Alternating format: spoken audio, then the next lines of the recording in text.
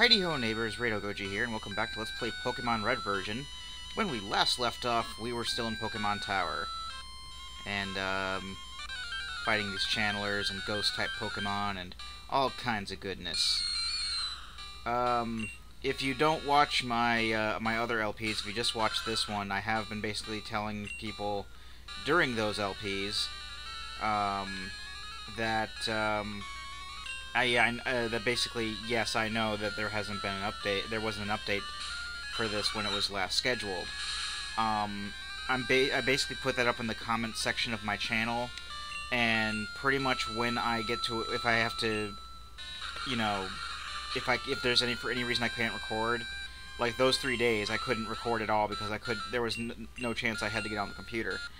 But if for any reason I can't record that day or can't put up a video for any reason, I will put it in the comments of my channel, because I always have my phone on me, or at least I always try to have my phone on me, and I'll just, you know, go into on the phone and put in the comment there. But yeah, so basically I'm going to start trying to do that if I can't record. I will make sure to put it on there to let you all know that there won't be a recording that day, or a video that day. However, I am doing a video today, so yeah. Super Potion, only 50. Wow. I forgot about that. But that's okay. Time for more ghost battles. Hopefully we're going to be done with the Pokemon Tower today, and we'll actually encounter a Pokemon that isn't a ghost type. It's very unlikely that we're going to see a non-ghost type through normal means, because Cubone is a very hard Pokemon to encounter. And by that I mean it's very rare. I mean, it's not a ghost or anything like that. Also, it's just a ground type. But there's probably going to be there's a good chance that we probably won't see a wild Cubone here. But we have seen Cubone before. So yeah. Your confusion has no effect on my Thunderbolt, apparently. Well, it did on that last, you know, that random battle we had. It affected him quite a bit. But then again, you know, he was also paralyzed, so that didn't help things. Also, we're confused no more. Your Confuse Ray does not that particular Confuse Ray, at the very least, does not affect Hunt Squire Muldoon. No siree. Key. Okay. What's going on here? Right, what's all this then? Alrighty, so I think we're actually at the penultimate floor of the tower proper. That's pretty awesome. I think we'll more than likely, if we don't run into too many other encounters, we'll more than likely be done with the Pokemon Tower in this video, and then we can move on to basically the next Gym Town, or Gym City. And there are 2 different ways that we can get to the Gym City, but neither of them are open to us until we actually clear the Pokemon Tower and get a special item. And if you've seen if you've been keeping up with the videos, you probably know that it's due to the Snorlax, because there's either way. I mean, because there's one road going south of Lavender Town, and then there's another road going west of Celadon City. And as we've seen, both of those routes are blocked off by a Snorlax. Or each of those routes is blocked off by a Snorlax. There are 2 Snorlaxes in the game. Or 2 Snorlax in the game. I think technically the way Pokemon works is when you say that if there's a plural, like the plural and the singular are the same. So instead of saying like 2 Snorlaxes, it's 2 Snorlax. Although more often than not, I will ignore that and just you know, pluralize them. If that's even a word. I'm fairly sure it is, and because I use it all the time. But, you know, people make up words all the time. And use them quite often, as I do with pluralize. Hair didn't fall out. It was an evil spirit. We found a rare candy. Let's see if we can't use this. I'm going to use this rare candy on Biggins, actually. Because, you know, every time we find this kind of stuff, I basically try to use it to conserve space. This HP up could probably be used, too. I'm going to give that to Box Lightner, though, because if I remember correctly, Kadabra and most other Psychic-type Pokemon don't have very high health. I know they don't have very high defense either, but still. Yeah, we're almost done. I recognize the end of this part of the tower. We're almost done with our trek upwards, but we're not done with the tower. We're not done with the tower proper. We still got more battles to go once we clear this floor. And you'll see what I mean. But we just won't be running into nearly as many ghost types. I picked Dig again, even though he's confused. And he's paralyzed now. Wonderful. That's okay, I'll use Rock Slide this time. Even though I have, like, a 10% chance to... Oh, well, there's my 10% chance to pull something off properly. Or the second thing is, I think it's more like a 25% chance, because I don't know which one it looks at first. But Paralysis leaves you a 25% chance to not do anything, and I don't know what the rates are. Anyway, I'm going to heal up here. This isn't really a major battle coming up, but it's not going to hurt to have everyone in top physical condition. Box Lightner is missing 1 HP because of the HP up we just gave him, but that's okay. That's just a side effect of an item, so I'm not going to worry too much about 1 hit point. The Paralysis, though, we can do without. Especially considering Dudley... Well, I mean, we're probably not going to use Dudley for this battle, because... Well, we can't really use Muldoon either, for reasons that will become apparent. We'll show you. Be gone, intruders! Oh no, what is it? It's a spooky ghost! Sylph Scope unveiled the ghost's identity. And it is... a Marowak! It's a level 30 Marowak. Oh my, I didn't think that it was going to be that high level.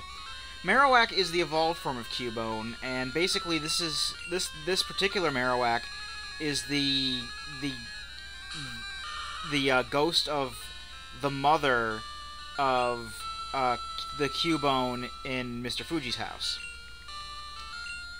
We swapped out to Flufferth because it's a water type, and this Marowak is not considered a ghost type in any way, shape, or form. It's still just considered a ground type.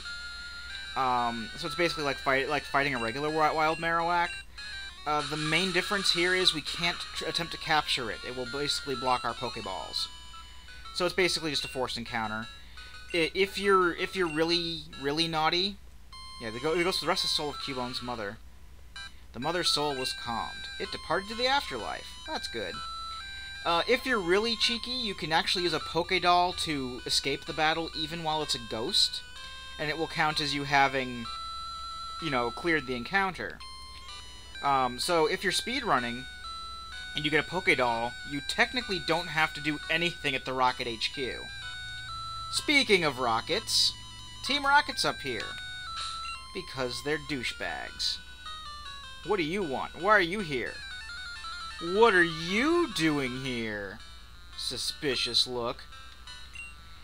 Oh, look, something that is not ghastly. Happy birthday to me. Alright, this is perfect for Muldoon. Because electric to flying.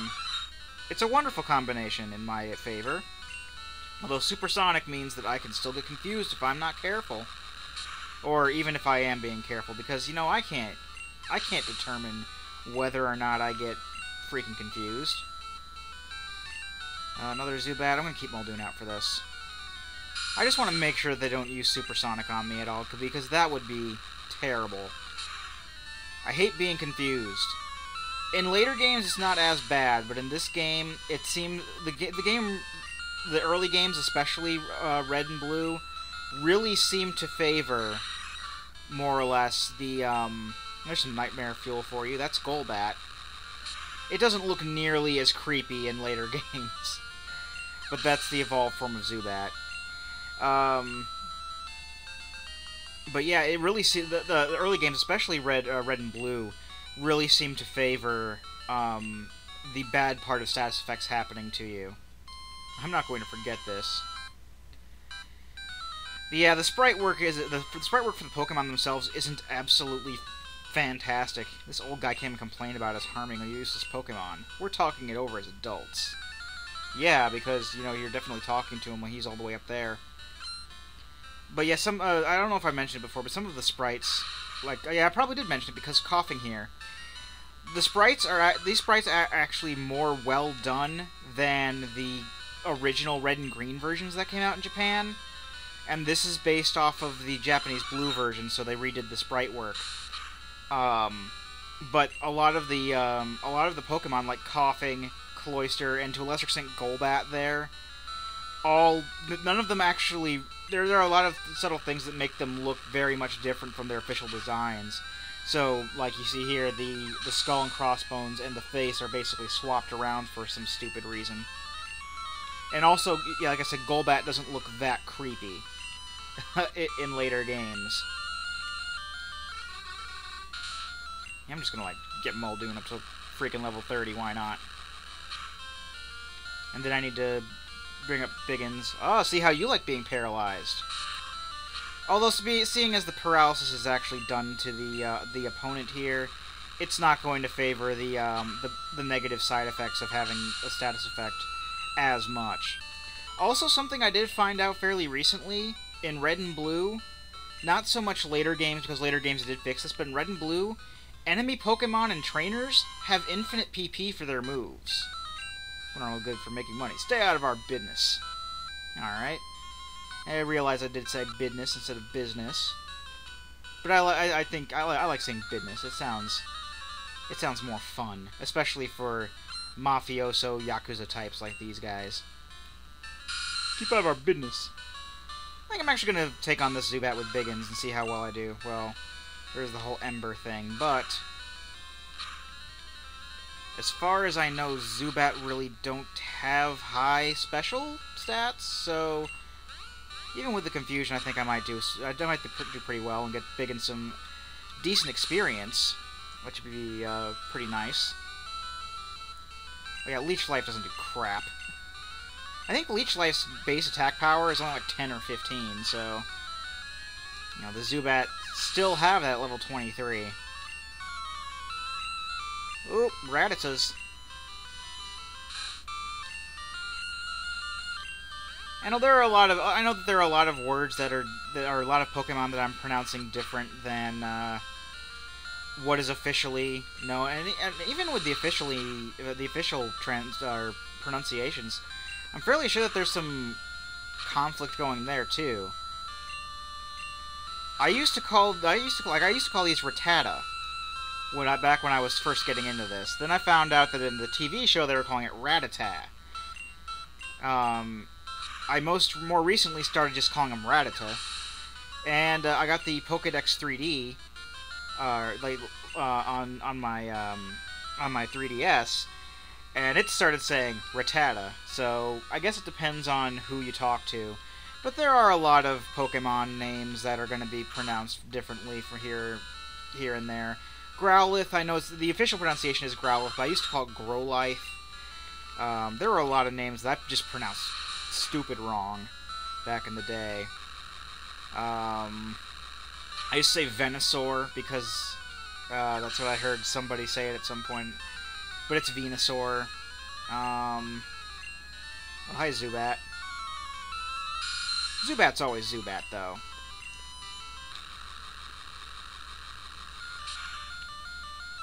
Hooray. Oh, well, looks like we got rid of this rocket just in time. Not just in time for the video to end. I mean, we still have some more time, but we have enough time to... Don't fight us, rockets. Why not? You're not getting away with this. I believe I already have. Let's talk to him. Huh? You came to save me? Thank you, but I came here of my own free will. I came to calm the soul of Cubone's mother. I think Marowak's spirit has gone to the afterlife. Yeah, thanks to us. I must thank you for your kind concern. Follow me to my home, Pokemon House, at the foot of this tower. And it's basically just an instant warp out of the tower. Here's Cubone. That's Nidorino, actually. Where's Cubone? Which one's Cubone? I think you're Cubone. Or are you Psyduck? You're Psyduck. Where'd Cubone go? Oh, well, I guess he's in a different house. I just, I mean, I know that they have, like, sprites that all look the same because of technical limitations, but it's a lot easier when you get to the much later games like Generation 3 and onwards, and they all have their individual sprites. Rado, your Pokédex quest may fail without love for your Pokémon. I'm not filling out my Pokédex, but thank you for your concern. I think this may help your quest. We got a Poké-Flute. That's going to be immensely helpful. Upon hearing Poké-Flute, sleeping Pokémon will spring awake. It works on all sleeping Pokémon. And that's basically the hint that we gotta use this on Snorlax. So, we're going to go ahead, and basically what I'm going to do is I'm going to take one route down. I'm going to go basically south from here, and take that route down to the next city, and then I'm going to go back, right after that, I'm going to go back up to Celadon, and then head down the other way so I can show you the other way too. That's always the way I've done it anyway. And when we return, we're going to head south down onto the Route 12 Silent Bridge area. I've been Rado Goji, and I'll be here next time. Join me, won't you?